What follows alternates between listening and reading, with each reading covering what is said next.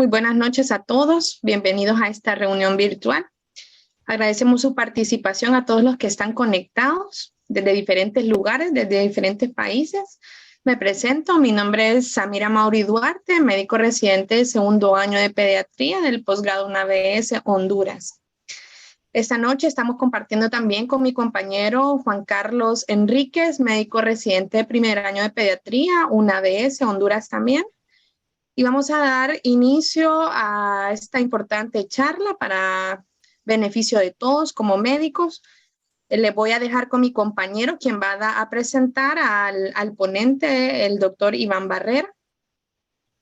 Le doy la palabra a Juan Carlos. Muy buenas noches. Mi nombre es Juan Carlos Enríquez, residente de primer año del posgrado de pediatría UNAVS Honduras. Para mí es un orgullo estar el día de hoy con ustedes y un honor tener al doctor Pedro Iván Barrera, que va a ser ponente el día de hoy de la charla de manejo intensivo del síndrome de aspiración meconial. Antes que todo, pues les voy a hablar sobre el doctor Pedro Iván Barrera Martínez. Es pediatra egresado del Hospital Juárez de México, neonatólogo egresado del Instituto Nacional de Perinatología, posgrado de alta especialidad en cuidados intensivos neonatales del Instituto Nacional de Perinatología, maestría en ciencias del Instituto Politécnico Nacional, ECMO, especialista en ELSO, autor de publicaciones y jefe de unidad de cuidados intensivos neonatales del Hospital Infantil Privado. Muchas gracias, Juan Carlos. Muchas gracias, Juan Carlos. Doctor Iván, gracias por acompañarnos y nutrirnos con su experiencia. Le damos la palabra para que podamos dar inicio a esta charla. ¿Qué tal? Buenas noches, doctores. Buenas noches, doctores de residentes. Pues agradezco, como siempre, que me hayan invitado. Este tema y es una charla interesante. Es del manejo, pues, principalmente del síndrome de aspiración de meconio. Voy a compartir mi pantalla. Un segundo. Aquí está.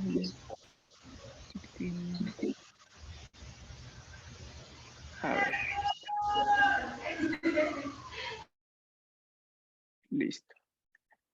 Listo, ahí creo que ya está. Ahí está. Listo. Buenas noches, soy el doctor Iván Barrera, soy pediatra neonatólogo, como ya lo comentaron, y bueno, vamos a hablar sobre este tema que es síndrome de aspiración de meconio. Es para todos los pediatras y neonatólogos y a todos aquellos que vemos recién nacidos, pues es un tema muy importante para repasar, ¿no? Y gracias ahí al doctor Malo y a todos los residentes desde Honduras y de todos los otros países que nos están viendo ahora. Bueno, pues vamos a empezar. El síndrome de aspiración de meconio es principalmente un síndrome que afecta a los bebés, un síndrome de dificultad respiratoria, como los otra ponencia que vimos, que son síndromes de dificultad respiratoria, pero está ocasionado por el meconio. El meconio, como lo vamos a ver más adelante, es pues prácticamente la evacuación del recién nacido, que lo hace principalmente in útero, y posteriormente va a pasar a las vías respiratorias y nos va a dar un problema de dificultad respiratoria que es severo. Entonces, ese problema es muy importante porque avanza, inmediatamente va avanzando y esto nos da una complicación, como lo vamos a ver, voy a tocar un poquito, le decía al doctor Mal, tocaremos un poquito de hipertensión pulmonar, no es el tema como tal, pero tocaré unos detalles sobre eso. Muy bien, entonces, un tantito en pantallita. Fíjense que el síndrome de aspiración de meconio en diferentes países del primer mundo ha disminuido. Realmente, de hecho, aquí en la Ciudad de México y donde estamos, y ahorita estoy laborando, que es un hospital privado, ya tiene tiempo que realmente no vemos un aspirado de meconio. La verdad, por la buena intervención y vigilancia de los médicos ginecólogos, ginecostetras, pues se ha llegado, y la monitorización que hacen a la mamá, podemos prevenir estos problemas y hemos disminuido un poco esta incidencia. No así Los niños pueden tener meconio, no todos o sea, no todos porque tengan meconio van a tener síndrome de aspiración de meconio. Porque el síndrome de aspiración de meconio es cuando realmente aspira el meconio a las vías aéreas. Pero si tienen meconio, como lo pongo aquí en esta parte de abajo, el líquido de meconio puede existir en todos los recién nacidos del 4 al 22%, pero no todos de ellos van a hacer síndrome de aspiración de meconio. Generalmente lo hacen un 12%, pero de todos modos el que ya tenga meconio o que salga o que cuando rompen las membranas o cuando nazca el bebé y tiene meconio, tienes que pensar que hay un porcentaje de un 12% que muy probablemente va a ocasionar síndrome de aspiración de meconio.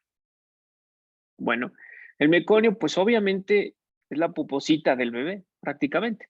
Y este se produce entre la semana 32, 33 y entre más va creciendo la semana de gestación, más va produciendo el meconio.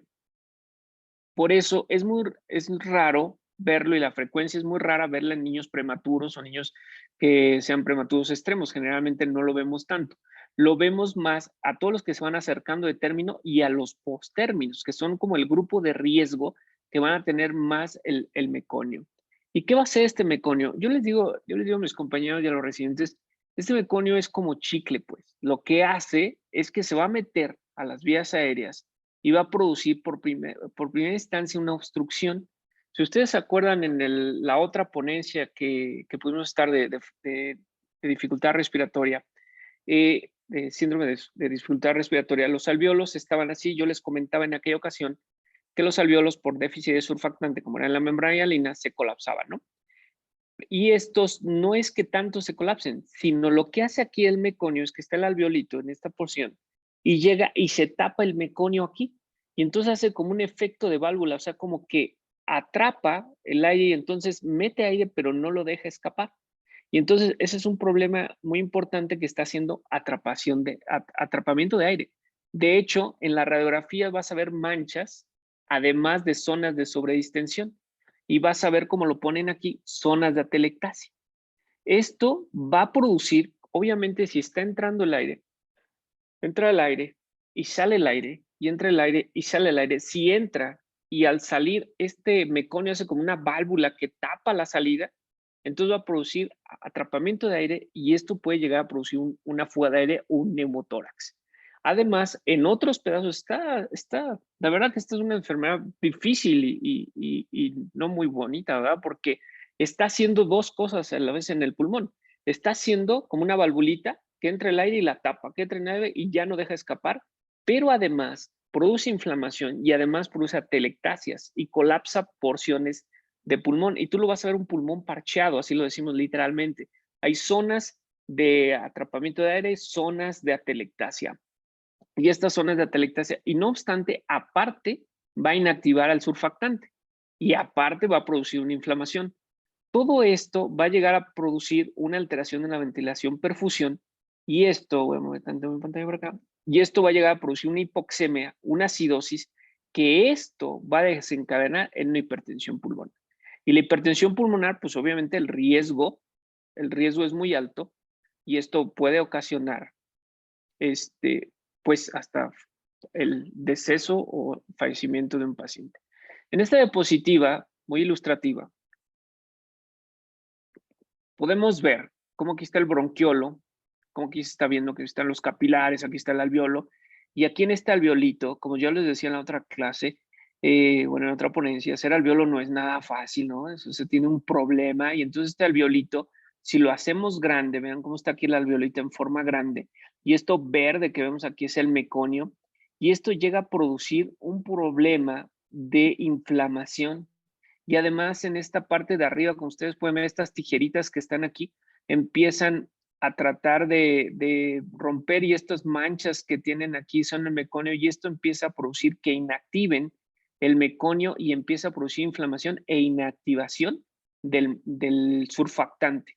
Y inactivación del surfactante, si ustedes se acuerdan en la otra clase, el surfactante era el que disminuía la tensión superficial y entonces al romper esas barreras de ya no haber surfactante y entonces aumenta la tensión superficial, pues va a hacer colapso.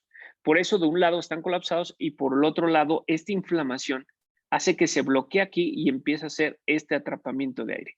Ustedes pueden ver, aquí está el alvéolo, aquí está el corte del alvéolo y aquí está el corte de lo que está pasando en la célula, en la parte interna del alvéolo, que es en la inactivación y destrucción del surfactante. Además, que produce una inflamación y esta inflamación produce edema y este edema, pues además produce otra vez colapso y como llega a producir como si fuera una membrana hialina, pero más que membrana, es como una falla respiratoria severa. Me voy a mover tantito, me pasé, perdón. Este flujograma que vi se me hizo muy didáctico y obviamente, claro que hay meconio fisiológico, pero en los pacientes que yo les comentaba, aquellos pacientes que pasan de 40 semanas, 41 semanas o 42 semanas, que estamos diciendo pacientes post-término, estos son los que tienen más riesgo de aspirar el meconio. Y este meconio, generalmente, a veces pensamos, de hecho ahorita lo vamos a tocar, que en la reanimación, obviamente, ya no antes tratábamos cuando nacían, no sé si ustedes recuerdan o lo habían leído, pero cuando los bebés nacían y nacían con meconio, hacíamos lo que era la laringoscopía directa o tratar de que no aspirara ese meconio. Y pensábamos que como que lo hacíamos y ya con eso salvábamos al bebé. De hecho, casi podíamos decir que nacía el bebé, lo ponías y metías así, casi sentías que agarrabas las gotas de meconio antes de entrar a la tráquea.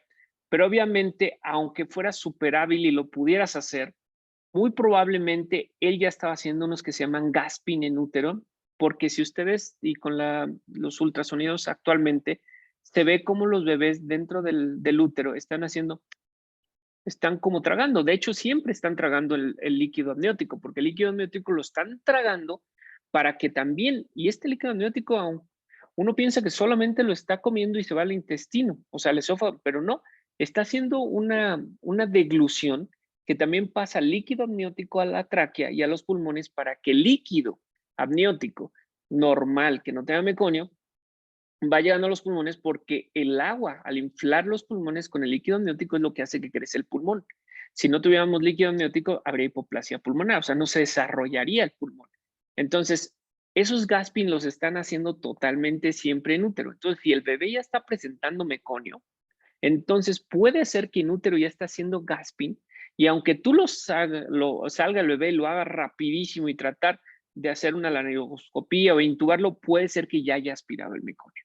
O sea, no es necesario que nazca y él respire y haga la aspiración. Muy probablemente puede ser que ya hizo un gasping in útero y ya tenga una aspiración. Y esto, pues como lo habíamos comentado, va a ser una obstrucción de los bronquiolos hasta proximal, de los alvéolos y una inflamación que nos va a llegar a producir este daño importante.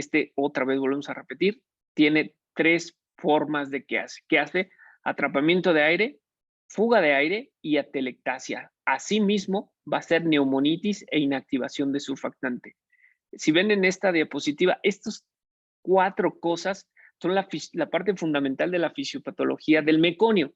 Entonces, atrapamiento de aire, fuga de aire, atelectasia y neumonitis. Y esto, obviamente, si el alvéolo está todo colapsado, todo atelectasiado, todo inflamado, no va a haber el intercambio entre ventilación y perfusión y esto empieza a producir hipoxemia.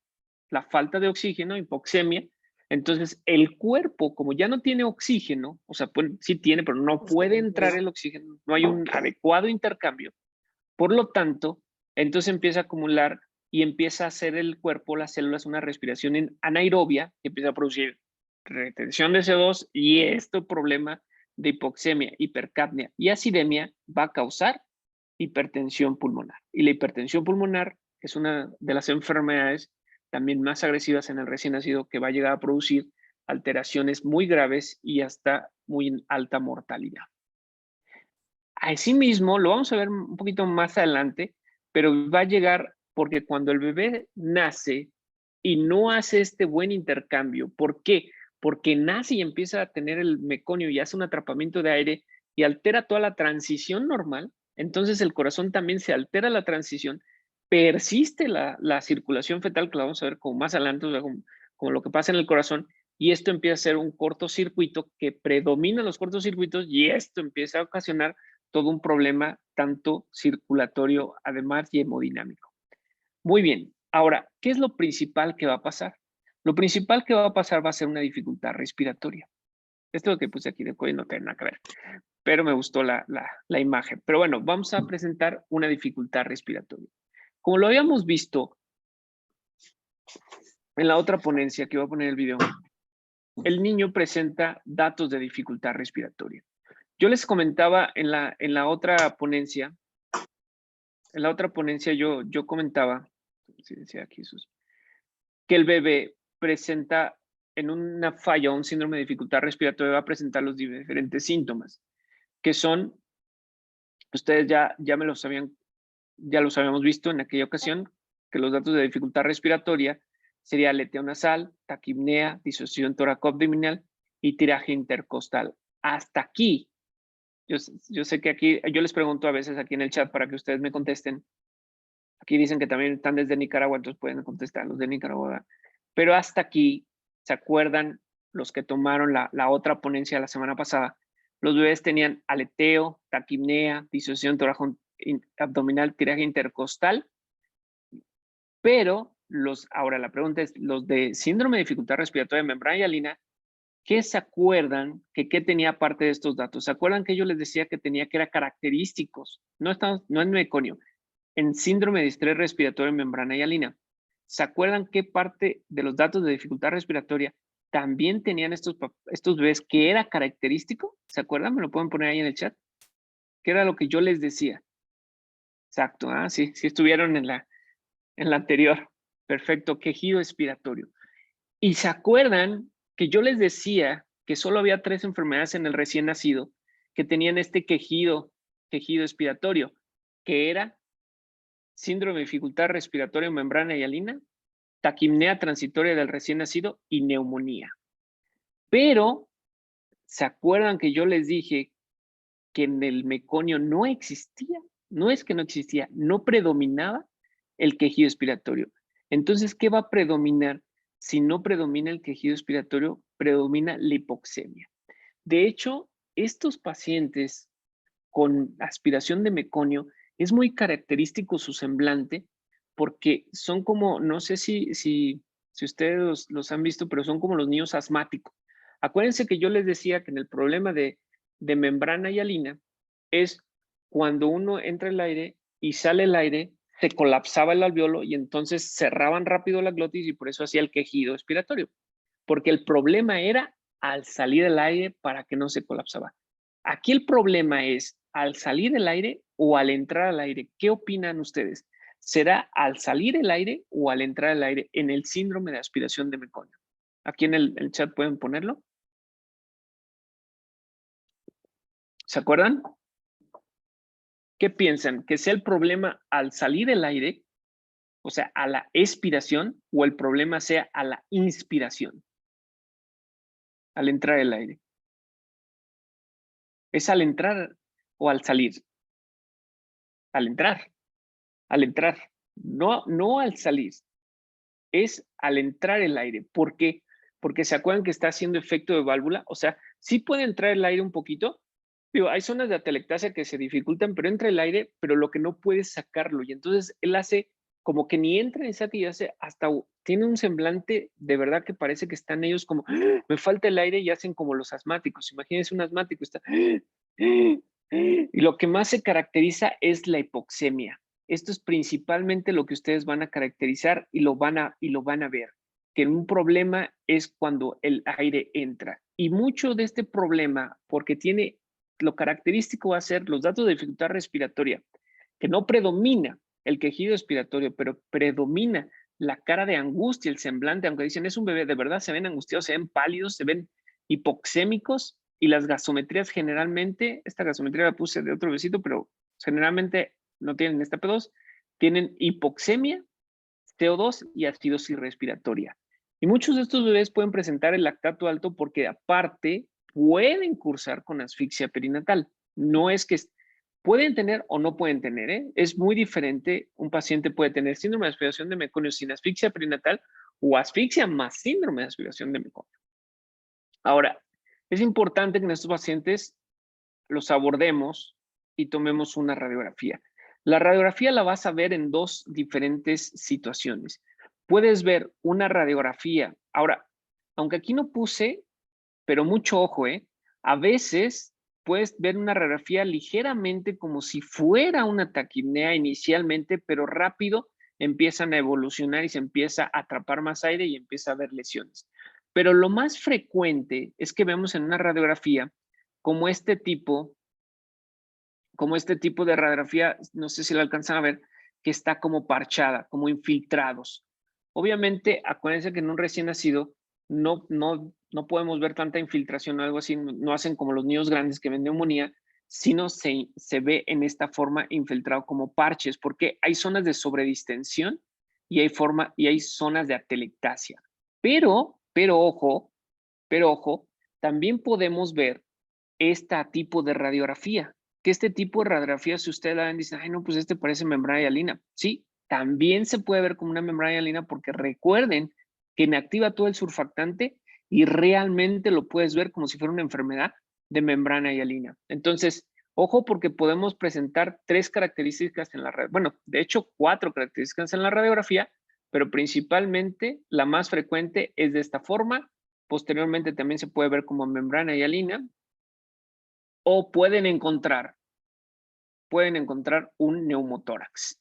O pueden encontrar, aunque esta no es tan frecuente, pero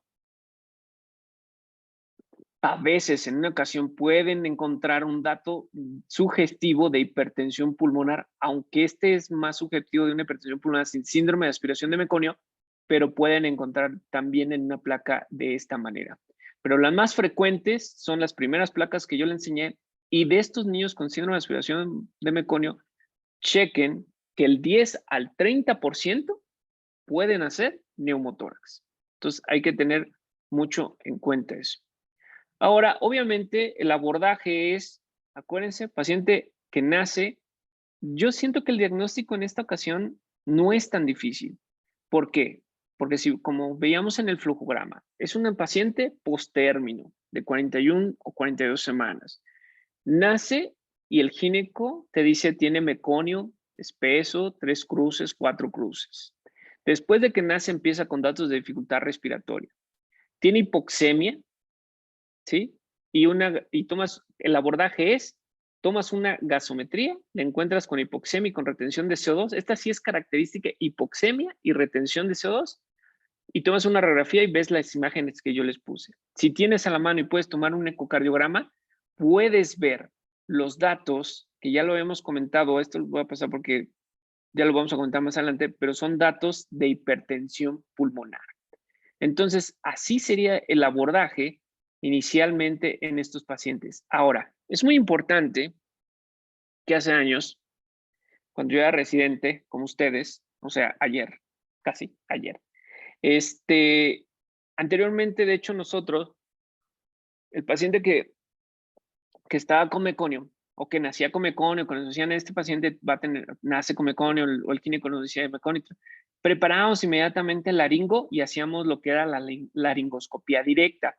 ¿Qué era la laringoscopía directa? Lo que hacíamos es que, de hecho, le decíamos al gineco, me acuerdo mucho todavía de eso, decíamos, no me lo estimules, no le hagas nada, no lo pasaba y tú metías, o sea, imagínense, tenían, no sé si ustedes o alguno de los lectores ahí, bueno, de estos, de los que me estén escuchando, no sé si aquí lo puedo poner en chat, no sé si alguno de ellos todavía recuerda, pero cuando nacían estos niños con meconio espeso, agarrábamos al bebé, le decíamos al ginecólogo, no lo muevas, no lo estimules, no hagas nada, lo poníamos y tenías que hacerlo tan rápido o sea, como que colocar al bebé sin moverlo tanto para estimular, o sea, haz de cuenta que no querías que respirara, metías el laringo, tenías que encontrar luego la glotis inmediatamente en el primer intento, agarrar una sonda sin tocar nada al lado, imagínense eso, imagínense, y sí lo hacíamos, y en ocasiones sí nos salía, pero de verdad que ahorita que hasta lo estoy repitiendo se me hace algo tan difícil, pero sí lo hacíamos, tenías que hacerlo así, sin tocar con el aspirador o con la sonda ninguna parte del lado para que el niño no hiciera ningún reflejo y respirara, y totalmente de aspirar 1 o 2 ocasiones y posteriormente estimular.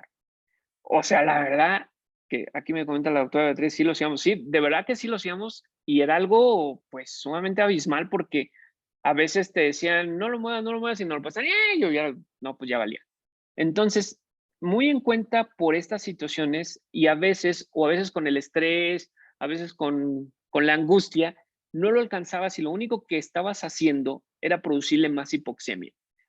Por lo tanto, y por estas situaciones, ya desde el 2015 y actualmente en el 2020 y 2022, bueno, actualmente ya en este año, pero desde el 2015, de acuerdo a la IRCOR y de acuerdo a la American Heart y la Academia Americana de Pediatría, se quedó que ya no era necesario a estos pacientes, si el paciente naciera vigoroso, ya de hecho actualmente ya ni es necesario, aunque salga vigoroso o no vigoroso, ya no realmente se hacía la laringoscopía directa. Sí me tocó, sí. Y hacíamos en el programa y la verdad que era hasta yo me acuerdo, aquí echando el chisme, pero hasta me acuerdo que en los cursos de reanimación hasta agarrábamos esta como salsa de tomate, ¿no? Y le poníamos ahí para que el alumno viera ahí el meconio. Y bueno, no era muy difícil. Pero actualmente ya no es necesario o ya no. ¿Por qué? No es que no sea necesario, sino porque era algo tan difícil y en segundos hacerlos que la American Heart dijo, saben que no se puede, está muy complicado. Mejor hagan lo que tengan que hacer, lo normal, lo que dicta el libro de maniobras de reanimación neonatal, punto. De hecho, antes no les queríamos dar ni presión positiva. No les presión porque le vas a aventar el meconio ahí. Pues bueno, actualmente no es indispensable. Se hace lo que se tiene que hacer de acuerdo a las normas y a las nuevas actualizaciones del RENEO y del American Heart y punto. No tocaré ese tema, no es un tema de reanimación, pero solo quiero comentarles que en los estudios que se hicieron en mucho tiempo de que los que hacían la laringoscopía directa en estos pacientes, pues realmente encontramos que realmente, bueno, encontramos eso, pero se demostró que no disminuía el riesgo si hacíamos la laringoscopía directa. De hecho, le ocasionábamos más riesgos. Por lo tanto, quedamos en esa situación de que ya no lo vamos, bueno, desde todo el American Heart y todo, quedaron en la situación de que ya no se tenía, ni fuera necesario, ni se tendría que hacer. Muy bien. Bueno, en estos neonatos, este artículo que encontré ahí, no les puse ahí la referencia, una disculpa, pero si no se los pago por correo, pero me gustó este comentario que ponen en estos niños con síndrome de aspiración meconio. Miren, dice, los neonatos que nacen con líquido amniótico, con meconio, pero el Apgar es mayor de 9, o sea, quiere decir que a los 5 minutos es mayor, bueno, al minuto y a los 5 minutos, tienes un Apgar adecuado mayor de 9, a los 5 minutos, que se encuentra el paciente asintomático, o sea, sin datos de dificultad respiratoria, pueden ser observados junto a la madre. Ahora, es ser observados, no, de verdad, tengan mucho cuidado con esto, porque aunque estoy poniendo aquí el Apgar, bueno, y esto lo comenta en un artículo, pero también hay que ser honestos con el Apgar. Yo he encontrado que me dicen Apgar 9.9 y el paciente trae una dificultad respiratoria impresionante, ¿no? Entonces, hay que tener mucho cuidado. Tenemos que ser buenos médicos, o sea, tenemos que ver o sea, hacer un juicio lo mejor posible que podamos. Si el bebé nace y tiene un poco de meconio, pero está llorando, está reactivo, no tiene datos de dificultad respiratoria, se ve de buen color, ok, de acuerdo, puedes tenerlo ahí y observarlo. ¿Sí? Junto a la madre, no dice apego. ¿Sí me explico? Porque luego todo, no, nació con meconio, pero le apego. No, bueno. Yo considero, y en lo que dicen los artículos es, nace, lo vigilas, si está todo bien, bueno, ya si quieres después dar apego, estoy de acuerdo, pero principalmente es vigilarlo y también ser honestos y dar un Apgar adecuado. No va a ser, si es que yo a todos les doy 9.9, no, pues eso no tiene chiste, ¿no? Ahora, aquí lo comentan. Ahora, si el bebé, en los que no tienen, un segundo,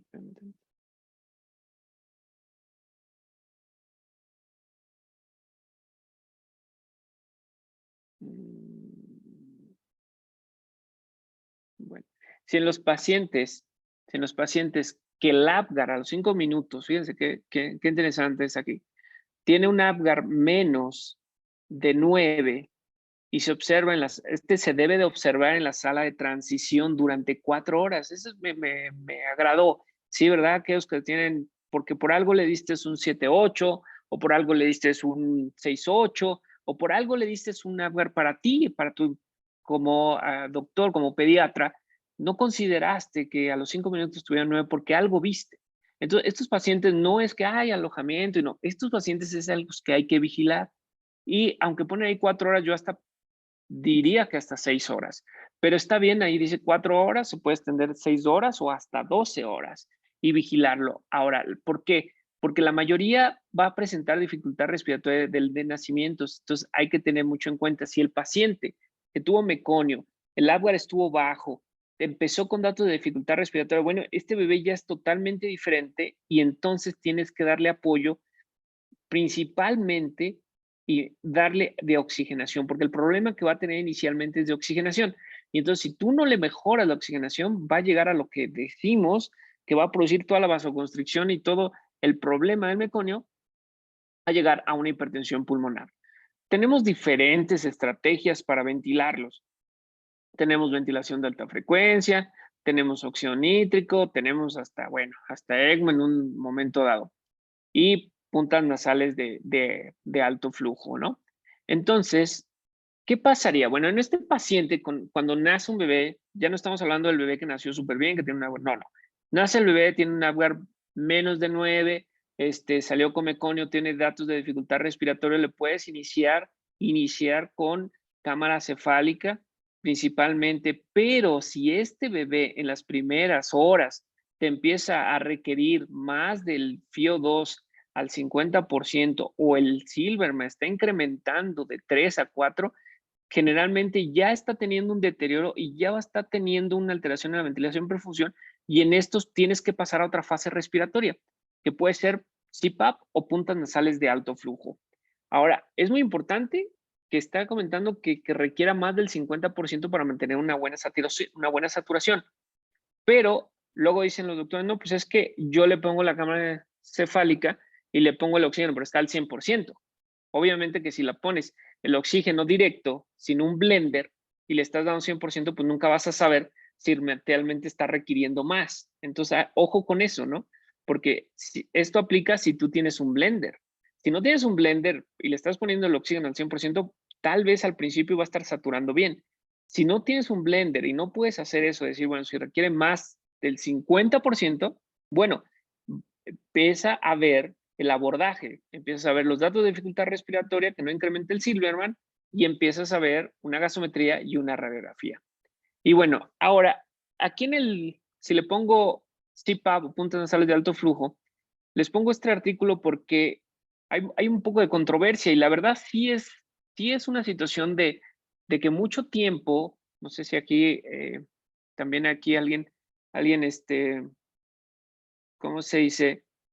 Me puede aquí escribir en el chat, pero ¿se acuerdan que hace mucho tiempo, ay, perdón, me pasé, también a estos pacientes no les queríamos poner CPAP, ¿no? Porque estaba así, como me cuenta la doctora, estaba hasta contraindicado, ¿no? Porque decíamos, híjole, como bien estás diciendo que atrapa el aire y le pones un CPAP, pues obviamente puede llegar a producir neumotórax, ¿no? Y entonces realmente estábamos con un problema serio.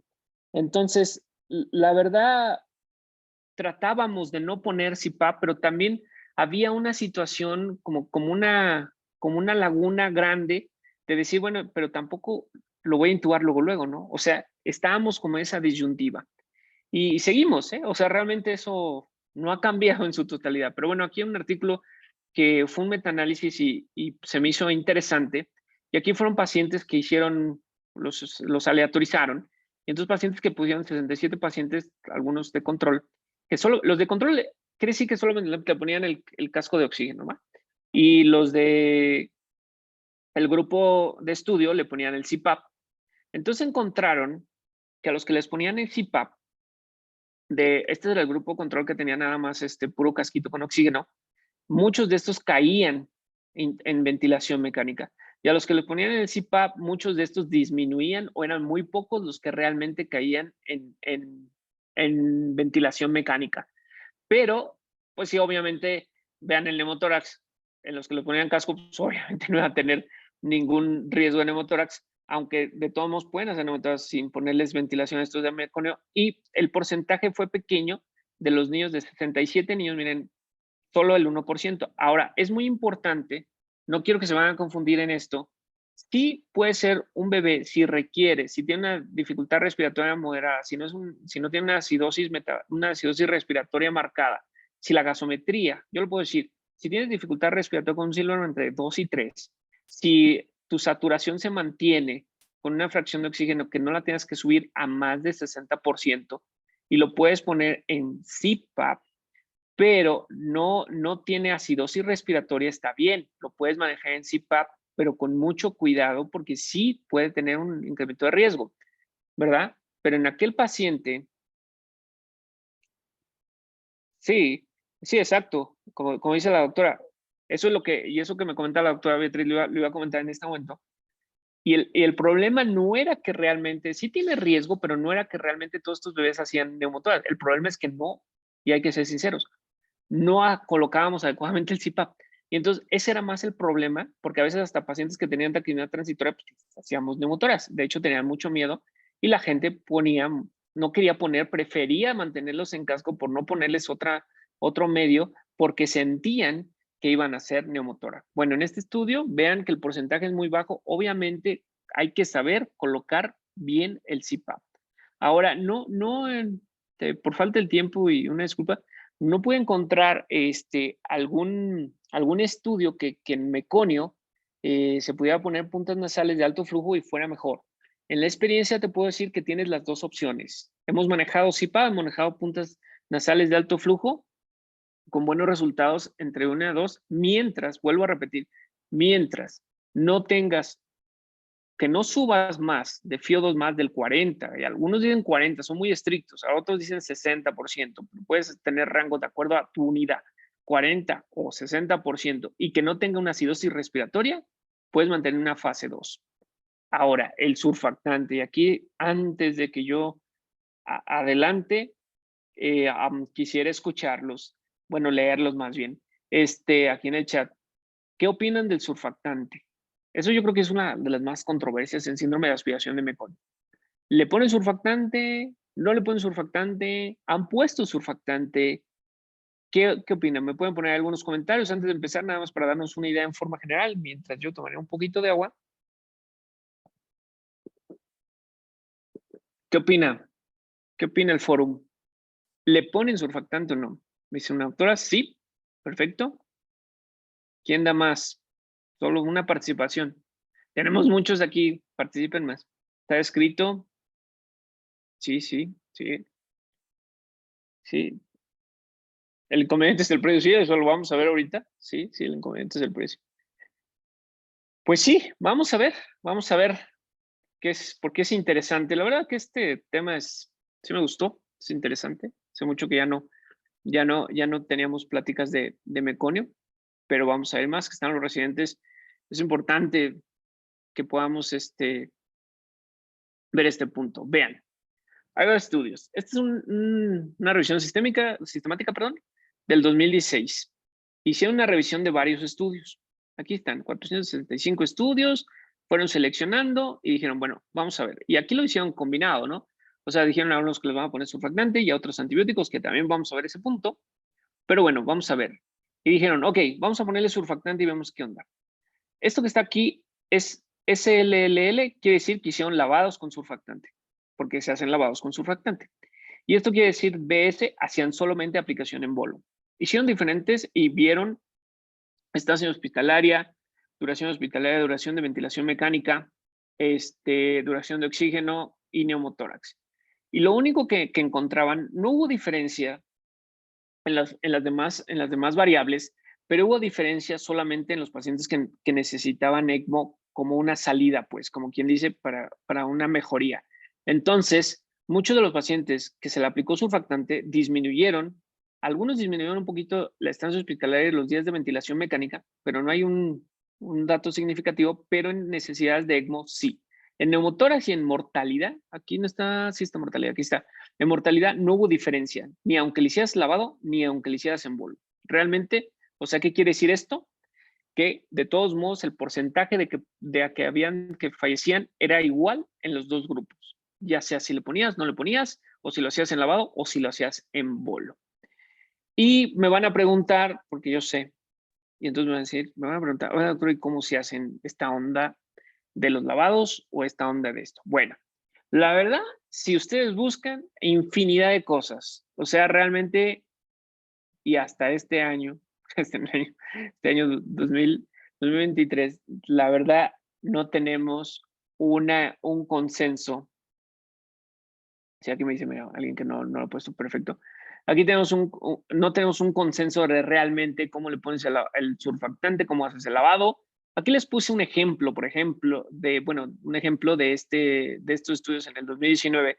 Ellos usaban Survanta y lo diluyen con solución salina, con una dilución de 5 miligramos por mililitro y hacen el lavado, ¿no? Otros aplican 30 mililitros por kilo, imagínense 30 mililitros, bueno, diluido, y bueno, hacen el lavado. Y la dosis y aquí hay una dosis en bolo hacemos la misma dosis que usamos para membrana y halina, ¿no? Y hicieron aquí estudios, bueno, igual vieron las diferencias. Es el mismo estudio que les puse adelante, no hubo una diferencia, más bien en las necesidades de utilización de ECMO. Bueno, al último vamos a comentar la conclusión del surfactante para que quedemos un poquito más claro en esto. Ahora, otro de las cuestiones o de los tratamientos que hacíamos en síndrome de sudoración de meconio era la aplicación de esteroide. Igual, otro metaanálisis, si vean, es interesante. Hacemos el estudio, bueno, hace varios estudios, hicieron un estudio y utilizaron diferentes esteroides, ¿no? Este es todo lo que se va aquí a este lado que dice a favor de esteroide, pues era lo que mejoraban, ¿no? Y utilizaron diferentes, hasta nebulizado, metilprednisolona, hidrocortisona y en algunos casos hasta dexametasona, por ejemplo, aquí dexametasona. Y decían, bueno, aquí qué podemos a favor de qué. Y entonces, bueno, aquí se mejoraba en días de dificultad respiratoria, disminuía, hay una tendencia a mejora con la aplicación de esteroide. Duración de los requerimientos de oxígeno por día, también había una tendencia a la mejora. Necesidades de ventilación mecánica, aquí hay como que algunos que les pusieron, por ejemplo, en este estudio que es un poco mejor, surfactante con esteroide, bueno, una mezcla y mejoró. Y bueno, el que se aclarara o que se viera mejor, pues también tiene un favor a los esteroides. Hay mucho de este artículo, pero quise poner lo más importante porque lo que nos da miedo, y tiene, o sea, cierta razón, es que no queremos poner esteroide porque si no, vas a bajar las defensas, se va a infectar, bueno. Y aquí no hay un dato en alteración de sepsis o sepsis con meningitis, no encontraban, aunque hay ligera tendencia, pero no encontraban una diferencia que realmente, si le ponías esteroide, realmente ibas a tener más datos de infección. Pero vean, la tendencia de infección por hongos, sí hay una tendencia, no es significativa porque todavía alcanzan, si tocan esta línea que está aquí, como que dice, no, pues todavía no es ni válido. Pero hay que tener cuidado porque sí hay una ligera tendencia y yo creo, digo, son niños de término, pero sí hay que tener cuidado, ¿no? Hay que tener cuidado para esta situación. Bueno, y antibiótico. Porque lo que hacíamos en estos pacientes o sea, el shot de estos pacientes en tratamiento es obviamente ventilarlos, que era la situación inicial, ¿verdad? Ventilarlos y posteriormente, un segundo, posteriormente era ventilarlos y posteriormente ponerles surfactante y posteriormente ponerles el antibiótico. Utilizamos diferentes tipos de antibiótico porque a veces decíamos, no, pues ponle ampicilina, ponle gentamicina. Realmente en los estudios y en los metaanálisis que busqué, la verdad no hay una diferencia mucho. De hecho, dicen que no es recomendable a menos que el paciente vaya a tener datos de sepsis. Y algo que les quería comentar, y que le comenté al doctor Marlon, y es muy importante, bueno, estos pacientes, el problema de todo esto es que llegan a presentar hipertensión pulmonar. Y la hipertensión pulmonar es un poquito fácil de entenderlo, ¿no? Si aquí tiene, como decíamos, el meconio y esto me está haciendo una alteración en esta ventilación-perfusión, lo que va a suceder es que van a cerrar los vasos. O sea, hagan de cuenta, hagan un ejemplo, digamos, un ejemplo de que, por ejemplo, aquí en la Ciudad de México, si cerraran el periférico, ¿no? ¿Por qué? Porque empieza a haber mucha resistencia.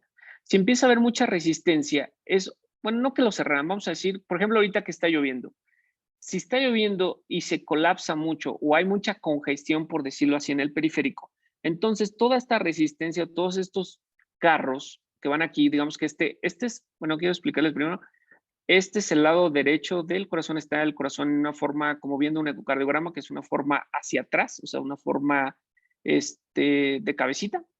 Y entonces, aquí este es la aurícula derecha, este es la aurícula izquierda, este es ventrículo derecho, ventrículo izquierdo. Ahora, de aquí, para que nosotros comprendamos un poquito, la arteria pulmonar vamos a ver que es del lado derecho, vamos a tocarla como si fuera del lado derecho, y la aorta vamos a tocarla como lado izquierdo. Entonces, obviamente, la sangre que llega a la aurícula derecha pasa después por esta válvula que se llama tricúspide y pasa al ventrículo derecho, y sale la arteria pulmonar. La arteria pulmonar va hacia los pulmones, obviamente se oxigena y va a regresar por las venas pulmonares hacia la aurícula izquierda, después la mitral, al ventrículo izquierdo y sale para la aorta. Entonces, si hay alguien que bloquea, les digo, como si estuviera lloviendo, como si hubiera un accidente y está bloqueando esta ventilación perfusión, hagan cuenta que todos estos, imagínense que es el periférico o una avenida grande, ¿no? Entonces, aquí todos se van a colapsar. ¿Por qué? Porque hay resistencia, porque hay algo que no lo está dejando pasar para acá. Todo esto se va a ir hacia atrás, pero hagan de cuenta que si encuentran ustedes, que hay estamos manejando y se está el periférico cerrado, pero oye, aquí habría una callecita, se van a ir todos por el atajo. Entonces, como hay tanta presión, se van a ir todos para acá y entonces van a encontrar un atajo y se van a meter para acá. Y este atajo vamos a imaginar que es el conducto arterioso. Y si yo estoy diciendo que la arteria pulmonar es del lado derecho y la aorta es del lado izquierdo, así imagínense, arteria pulmonar derecha, aorta izquierda. Y si hay mucha presión, se está yendo todo hacia atrás y encuentran ellos un escape y se quieren salir y salen hacia la aorta, entonces, ¿hacia dónde? Si nos hace un ecocardiograma, ¿hacia dónde? Aquí en el chat me pondrán, ¿hacia dónde estaría haciendo el cortocircuito aquí? ¿De qué lado a qué lado? ¿De izquierda a derecha o de derecha a izquierda? ¿Cómo lo ven ustedes? Si esto se va haciendo para atrás y hay mucha resistencia, o sea, mucha resistencia, el cortocircuito sería de derecha a izquierda. Aquí ya me lo comentan, de derecha a izquierda. Ahora, vean tanta la resistencia, que es tan fuerte la resistencia que está haciendo esto, que va a llegar y va a alterar a la válvula tricuspidia y entonces hace una insuficiencia tricuspidia y regresa la sangre, fíjense, regresa desde el ventrículo a la aurícula. Y entonces esto se llama ingurgitación tricuspidia, que está regresando la sangre. Y entonces estos datos, si ustedes los ven en un ecocardiograma, son datos de hipertensión pulmonar. Entonces cuando ustedes les hagan un ecocardiograma, y si en el ecocardiograma les dice, doctor, tengo un conducto arterioso, y es un niño grande de término. Acuérdense, puede haber conducto arterioso en los prematuros, pero estamos hablando de un postérmino. Imagínense un bebé postérmino con síndrome de aspiración de meconio, con datos de dificultad respiratoria de 3 kilos, y entonces dice el cardiólogo, ¿sabes qué? Tiene un cortocircuito del conducto arterioso de derecha a izquierda, tiene un cortocircuito, también abre el foramen de derecha a izquierda, tiene una insuficiencia tricuspidia, una ingurgitación, entonces yo ya no tengo que ver el ecocardiograma. O sea, ya con esto el bebé está jodidísimo en hipertensión pulmonar. O sea, si ya te dice el cardiólogo, oye, ¿quiere que le saque la cifra? O sea, no me saques la cifra. Ya con esto yo estoy imaginando que hay tanta presión aquí, que me está sacando como una fuga de escape. Y por ejemplo, si se acuerdan cuando cocinan no sé quién cocina ahí, espero que muchos cocinen, no sé de ahí quién cocina, pero pueden poner en el chat, si ustedes cocinan, ¿se acuerdan cuando tienen como la olla express? Y la olla express, ¿qué tiene arriba? ¿Se acuerdan qué tiene arriba? Me pueden poner ahí en el chat, qué es lo que está ahí arriba de la olla express. Cuando ustedes cocinan algo, obviamente cuando están cocinando en olla express, ¿qué quiere decir? Que hay mucha presión y hay como dice ahí la doctora, hay una válvula. ¿Para qué nos sirve esta válvula? ¿Para qué nos sirve esta válvula en esa olla express? Hay una válvula de presión. De hecho, cuando yo era niño, llegaba y tapaba la válvula. ¿Y qué pasaría si yo hacía esa travesura y tapaba la válvula? ¿Qué pasaba con la olla express? ¿Qué se imaginan que pasaba? Ahí pónganme, ¿qué imaginan que pasaba? Más si estaban preparando frijolitos, ¿no? Imagínense. Le tapaba ahí la válvula de la olla express, y aquí me dice el doctor, pues explotaba. Exactamente. Eso piensen que hay tanta presión en la arteria pulmonar y el conducto arterioso es la válvula de presión. Es la válvula de presión y esto, si muchos decían antes, no hay que cerrarlo, hay que dar, no hombre, en un niño de término con hipertensión pulmonar, si tú cierras la válvula de escape, entonces bolas, se truena, o sea, te jodes al paciente, ¿sí? ¿De acuerdo? ¿Cuál sería el momento ideal entonces? El momento ideal es en el momento en que el paciente, no hay un momento, como decir, pero generalmente en las primeras 24 horas, me pregunta ahí un doctor que cuando hacemos el eco, me imagino que eco funcional, en estos pacientes hay que hacerlo en las primeras 24 horas y más si el paciente está intubado. Y después le haces un seguimiento a las 48, 72 horas para ver los avances y si está disminuyendo la hipertensión pulmonar, que es muy importante. ¿Por qué? Porque esto te va a llegar a ser un problema, cada vez esto va a ir aumentando y va a llegar a ser un problema cardíaco que nos va a ocasionar que haga una falla ventricular derecha. Vean esta diapositiva. Este es un paciente normal, aquí ya está o sea, en buena posición, aquí está lo que es derecho, izquierdo, aurículas, ventrículos, ¿no? El conducto arterioso y el foramen oval. Cuando nace, esto se cierra, pum, pum, perfecto. Pero si hay una hipertensión pulmonar, que puede ser por un síndrome de aspirado meconio, empieza a ver bien, primeramente, empieza a aumentar aquí la presión de la pulmonar y empieza a ver uno bidireccional. Y aquí bidireccional. No mejora, sigue mal. De hecho, no sé si alcanzan a ver, vean, esta es la pared del ventrículo derecho, se empieza a ensanchar. Vean cómo se empieza a ensanchar. No mejora, ¿qué va a pasar? Empieza a ver el cortocircuito de derecha a izquierda por el foramen y de derecha a izquierda por el conducto arterioso y se ensancha, se engorda, se vuelve gordito el ventrículo derecho y empieza a aplastar al ventrículo izquierdo. Y esto va a llegar a producir una falla ventricular del lado derecho y una falla ventricular del lado izquierdo.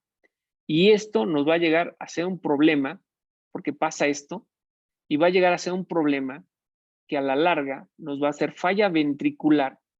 Y esta falla ventricular nos va a dar hasta un problema de estado de choque. Vean hasta dónde llega, o sea, vean hasta dónde llega un paciente con estos problemas, ¿no? Aquí lo podemos ver en un eco, como está comentando ahí el doctor, en un eco funcional vas a ver esto. En un eco funcional vamos a encontrar, si estás buscando, primero le tienes que decir al cardiólogo, quiero que me digas si el foramen está abierto. Sí. ¿De dónde es el cortocircuito? El cortocircuito es de derecha a izquierda. Bolas, pues aguas, porque hay mucha presión del lado derecho. Quiero que me digas si tiene conducto arterioso. Sí tiene conducto arterioso. ¿De dónde es el cortocircuito? De derecha a izquierda. Aguas. ¿Tiene insuficiencia tricuspidia o regurgitación tricuspidia? Sí. Aguas, porque aquí ya hay mucha resistencia. Y aquí vamos a poner el TAPSE. Hay una cosa que se llama TAPSE y cuando este TAPSE está alterado, quiere decir que el ventrículo derecho muy probablemente está fallando. El TAPSE nos está diciendo que ya tienes una falla ventricular derecha.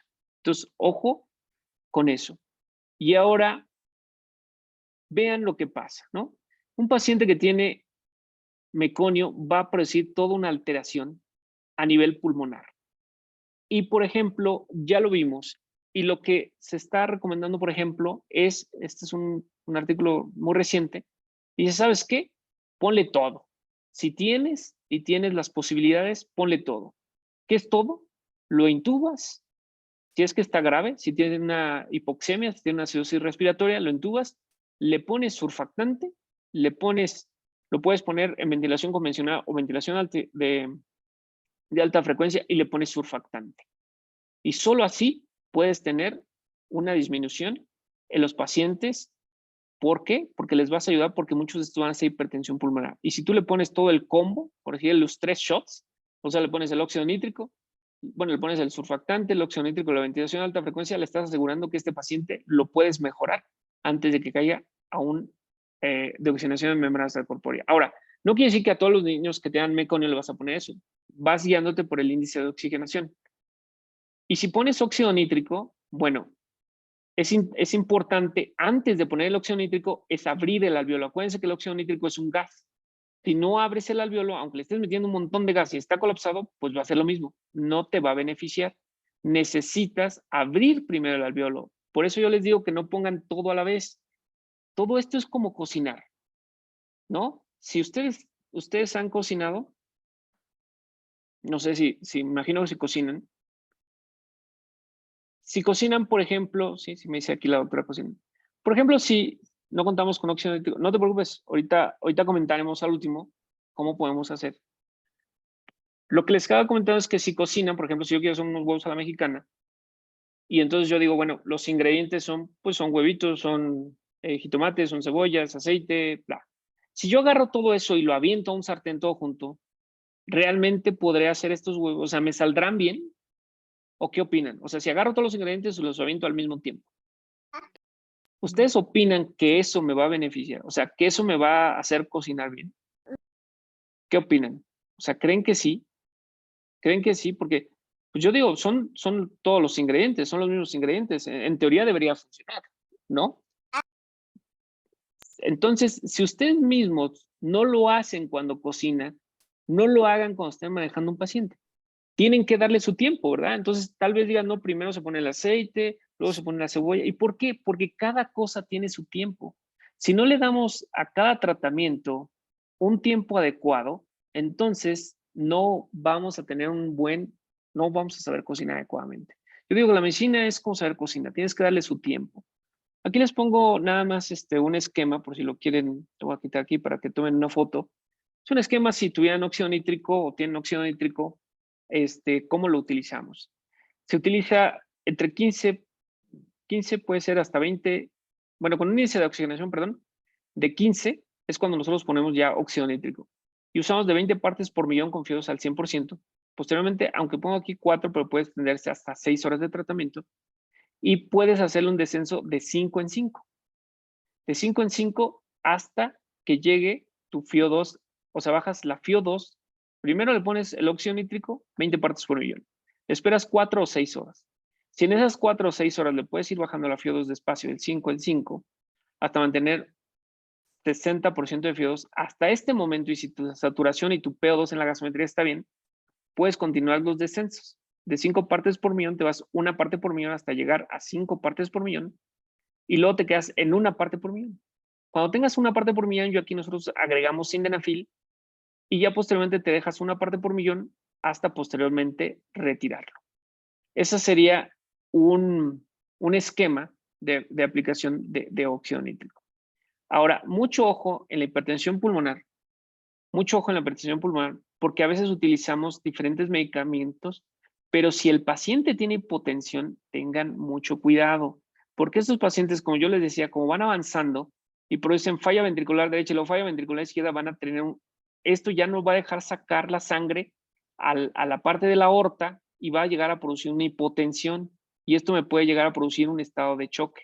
Entonces tengan mucho cuidado porque pueden llegar estos pacientes a una disfunción cardíaca y esto es el problema porque se hipotensan y si nosotros le ponemos milrinona como usamos generalmente en hipertensión pulmonar, muy probablemente vamos a fracasar. Hay que tener mucho cuidado que no haya disfunción cardíaca. Entonces, aquí un poquito de esquemita de un paciente que tenga hipertensión pulmonar. Tienes que ver, principalmente quiero que vean en pacientes que tienen hipertensión pulmonar, o sea, ya tienes el diagnóstico de hipertensión pulmonar, punto, ya llegó el cardiólogo de hipertensión, sí, pero quiero saber 2 cosas importantes. ¿Cómo está la función cardíaca y cómo está la presión arterial? Si tienes una buena función cardíaca y una buena presión arterial, puedes ir con ventilación, con óxido nítrico y hasta en un momento, aquí podemos poner, si hay un poquito de falla, o sea, si el FEBI está alterado, puedes irte un poquito con milrinona. Pero ojo, si está hipotenso, cuidado. Si está hipotenso, no le pongas milrinona. Si está hipotenso, lo manejas. Por la hipotensión, puedes manejar dopamina, puedes manejar nore y actualmente podemos utilizar vasopresina, no de primera línea, pero la vasopresina aumenta la presión arterial y aumenta la vasodilatación pulmonar. Hay estudios que han demostrado esto, entonces te va mucho mejor. ¿Por qué? Porque esto le va a mejorar y ya si hay un problema muy importante, bueno, pueden utilizar algún otro método como el ECMO y sacarlo del estado de choque. Muy bien, aquí les voy a poner unos videos nada más para compartir. Voy a bajar aquí tantito en pantalla. Denme un segundo. Este es un paciente con hipertensión pulmonar. Entonces, tenemos con ventilación de alta frecuencia. Así lo tenemos con ventilación de alta frecuencia. En esos pacientes con hipertensión pulmonar, ya sea por síndrome de aspiración de meconio o por otra enfermedad, les ponemos una saturación pre- y postductal. Y aquí está el óxido nítrico. Ese es como el combo y ya le habíamos puesto pues surfactante. Otro caso, igual el óxido nítrico, igual la ventilación de alta frecuencia. Parece un combo, como cuando tú vas a comprarte un combo de, dame los 3 ingredientes, generalmente los usamos muy a la par. Digo, obviamente porque los tenemos a la mano, yo sé que muchos de ustedes no lo tienen. Este es un paciente aparte tenía falla renal. Y bueno, se ve el edema ahí impresionante, ¿no? Este es de un taller que hacemos, pero ese no se los voy a pasar. Bueno, aquí está otro paciente. De igual manera, tenemos el óxido nítrico. De igual manera, este es el ventilación de alta frecuencia, pero este es un ventilador de alta frecuencia con el sensor MEDIC. Entonces, si ahí el equipo de residentes y el doctor Marlon quieren que después demos una de ventilación de alta frecuencia, con todo gusto, lo extendemos más. Sí es muy frecuente ponerles, nosotros siempre le ponemos pre y postductal. Aquí tenemos pre y postductal. Digo, el diferente manejo de aminas, ¿no? Y aunque no todos tenemos, pero en un caso, de hecho, en los pacientes que les va mejor en ECMO son los niños que tienen síndrome de aspiración de meconio. Aquí tenemos un paciente que está en ECMO, es un recién nacido, lo pueden ver, ahí está la canula, lo teníamos con ventilación, ahí ya teniendo de oxigenación de membrana extracorpórea, ya el ventilador ya está bajito, el bebé está saturando 95% porque ya lo estamos oxigenando con la máquina, y tenemos el óxido nítrico y lo vamos quitando muy lentamente, nada más para que no haga un cierto rebote. Y bueno, ahí está el paciente, aquí están sus cánulas. Este es el equipo de oxigenación de membrana extracorpórea. Y bueno, eso sería todo. Yo les agradezco mucho y no sé si tengan ahora sí preguntas. Ay, se acabó. Tin, tin, tin. Listo, preguntas, dudas, comentarios, los escucho. Adelante. Listo. Bueno, doctor, muchas gracias por su exposición el día de hoy. Ha sido una charla muy nutritiva y ha ampliado pues el conocimiento de nosotros sobre esto, que es un tema común y es un caso frecuente en la sala de labor y parto. Entonces, vamos a empezar con las preguntas. Sí. La primera, doctor, sería del doctor Leonardo Meléndez. Si no se cuenta con una ecocardiografía, ¿es válida la evaluación pre y postductal? Sí, por supuesto. De hecho el ecocardiograma pues, estaría excelente, pero con un solo oxímetro que tengas ponerle en mano derecha y en pie izquierdo, tienes una pre y postductal y con eso puedes saber el grado de hipertensión pulmonar. ¿Por qué? Porque si ustedes se acuerdan que en la hipertensión pulmonar va a haber un cortocircuito, bueno, no siempre, pero hay un cortocircuito de derecha a izquierda, o sea, quiere decir que lo de la arteria pulmonar se está yendo a la aorta y la arteria pulmonar tiene sangre que no es oxigenada y la aorta va hacia los pies, digamos en forma general. Si tú ves, y antes de que salga está en la mano, si tú ves aquí una saturación en tu mano, vamos a decir, aunque esté hipoxémico, pero esté saturando 90 preductal, y en tu postductal tienes 75, obviamente tienes mucho gradiente, y sin ecocardiograma, tú ya sabes que hay un cortocircuito de derecha a izquierda.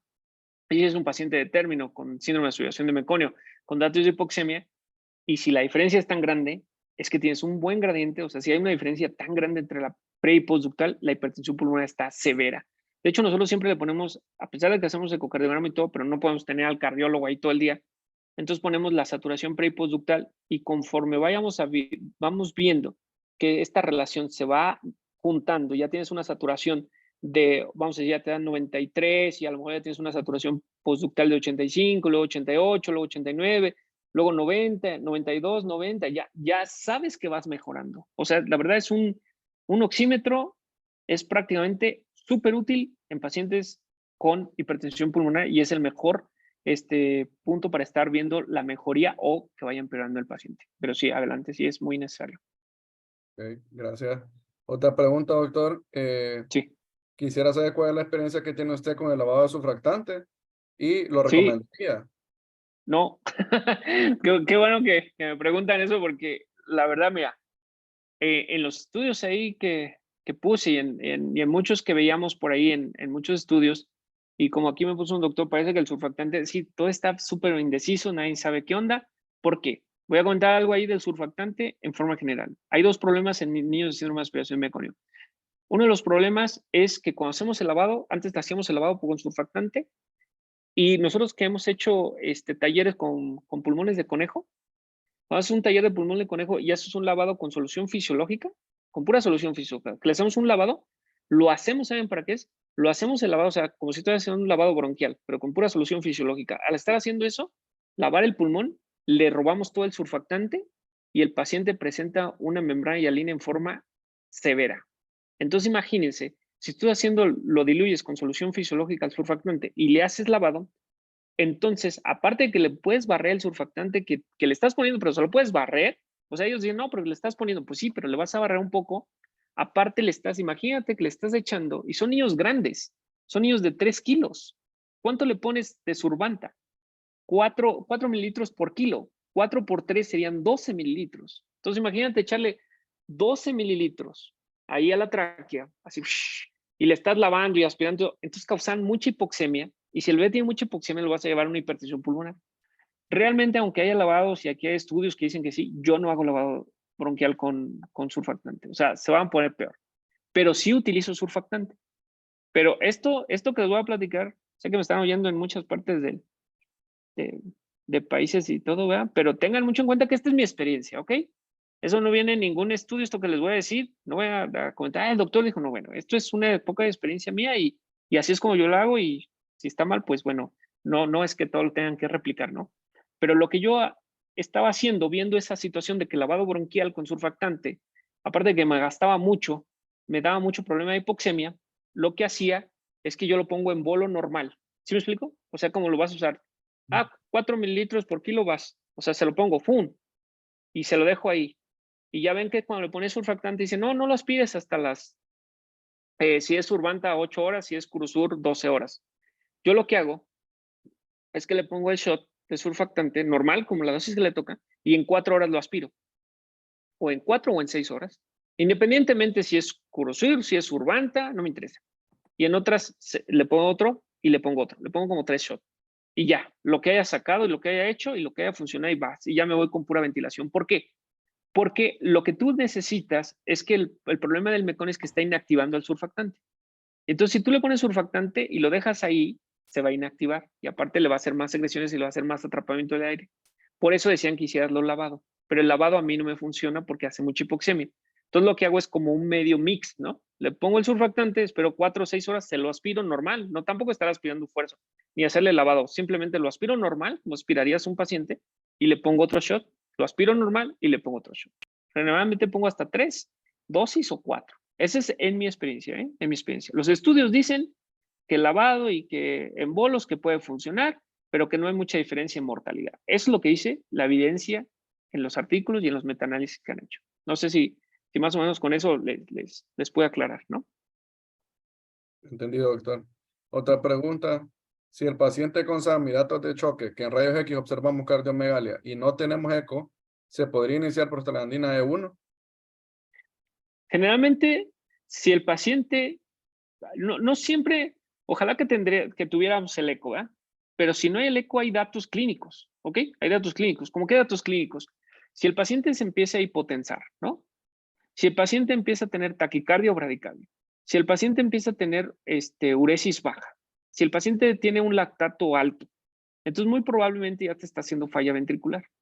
Ahora, si tú le pones, depende de qué le pones, por ejemplo, Si le pones prostaglandinas es porque quieres abrir el conducto para liberar, o sea, para liberar la presión de eso, por eso utilizas prostaglandinas, para abrir el conducto, para hacer como la válvula de escape. Pero si el paciente está muy hipotenso, aguas. Muy probablemente se va a hipotensar más. Yo en esto les recomendaría, mejora primero un poquito la hemodinamia, que tu presión arterial esté bien, que su frecuencia cardíaca esté bien, y si todavía sigue con hipoxemia o con datos clínicos de que tienes que subir el ventilador, ya puedes usar las prostaglandinas. Yo no las pondría si está hipotenso. Ese es el punto. Si no está hipotenso, igual que la milrinona, si el bebé está con presiones arterial bien, puedo usar milrinona o prostaglandina si tú quieres. Ahora, si de todos modos lo quiero usar, se te va a hipotensar.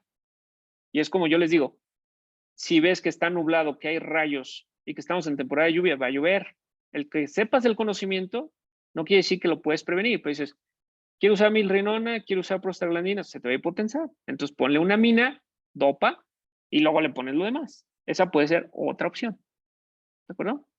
Ok. Otra pregunta, doctor. Sí. En uno de los videos que presentó, Bafo con sensor MEDIC maneja Hertz de 14. ¿Cuál sería el objetivo de manejar estos Hertz? La ventilación de alta frecuencia es muy diferente los Hertz ¿cómo se llama? En sensor MEDIC y en ventiladores interruptor por flujo. Si ya después me invitan a una plática de ventilación de alta frecuencia y lo explicamos bien.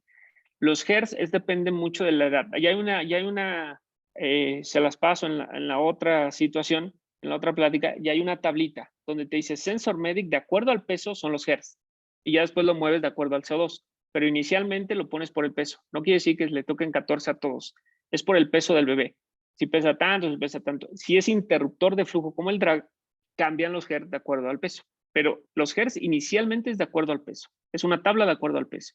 Y posteriormente ya es por el CO2 que lo vas a ir modificando. Ok, doctor. Otra, el interno de la aplicación de surfactante, lo aplicado inmediatamente, lo aplica inmediatamente después de cada aspiración. Ajá. O sea, lo que les digo, eso es, ahora, vuelvo a repetir que esa es mi experiencia, ¿eh? No me van a decir, el doctor dijo que, no, eso es lo que hago. Si ustedes sigan, pues, los lineamientos, las guías que estén o lo que ustedes consideren. En mi experiencia, lo que hago es eso. Le pongo el surfactante, como habíamos dicho, ahí no lo aspiro, ¿verdad? El primer shot lo dejo, normal, le pongo surfactante y lo dejo. Pasan las 4 o 6 horas y llego y lo aspiro y le vuelvo a poner el otro luego. Ese es como, creo que esa es la pregunta y es lo que hago. O sea, después de la segunda aspiración le pongo el surfactante. ¿Sí? Ok. Y otro, doctor, al no tener otras opciones, ¿cuál es su experiencia con el sildenafil en hipertensión pulmonar secundaria? Sí, lo puedes utilizar. El único problema del sildenafil da buenos resultados, obviamente, y sirve para la hipertensión y te va a mejorar. El problema del sildenafil es que es vía oral y a veces el paciente está muy complicado que no le puedes dar vía oral. Que ahora, si el paciente, aunque esté está grave, está delicado, pero bueno, como es muy poquito la dosis, pues bueno, pues igual se la puedes aplicar, digo. Hay riesgo por la pancita, ¿no? Porque si hay hipoxia, pues ya saben, tienes mucho riesgo de enterocolitis o alguna situación de esa. Pero al riesgo-beneficio, si tienes otra cosa, pues adelante. De hecho, nosotros sí le ponemos sildenafil. Posteriormente del tratamiento y todo, usamos sildenafil. Tal vez no en las primeras 24 horas porque la panza está muy hipoxémica y puede producirnos una enterocolitis. Digo, y no es que haya el riesgo como tal, ¿no? Que haya sildenafil igual a enterocolitis. No, tratamos de proteger un poquito el estómago, el intestino, y ya después podemos usarlo. Pero sí se utiliza, sin ningún problema. Doctor, muchísimas gracias. Al parecer ya no tenemos muchas más preguntas, doctor. De Entonces, acuerdo. muchas gracias por su participación el día de hoy. Fue muy ameno escucharlo y pues aprendimos mucho el día de hoy. Muchísimas gracias. Muchas gracias. Pues ya saben, de todos modos, por ahí puse mi correo. Si tienen dudas o algo, y si ahí con el doctor Marlon, alguna otra charla, con todo gusto. Les agradezco mucho su tiempo, les agradezco mucho que estén aquí con nosotros, les agradezco a ustedes desde Honduras y pues muchísimas gracias. Y lo que necesiten, ya saben. Les mando un abrazo y bonita noche a todos. Muchas gracias. Gracias, doctor. Buenas noches. Saludos, doctor Iván. Buenas noches. Saludos Hasta luego. Listo. Hasta luego, buenas Nos estamos noches. viendo. Listo. Gracias. Hasta luego. Saludos a todos ahí en Honduras, Nicaragua, a todos de todos los lugares que nos estén viendo. Muchísimas gracias y bonita noche y un abrazo desde México. Gracias, doctor. Gracias a todos los participantes que se conectaron a esta ponencia y gracias, doctor, por ayudarnos a los demás países que están conectados a crecer, a ayudar a estos pacientitos que dependen de nosotros y a mejorar su pronóstico de vida. Gracias a todos los médicos que se conectaron y que tuvieron el tiempo para aprender de la gran experiencia del doctor. Saludos cordiales desde Honduras, posgrado de pediatría, una vez.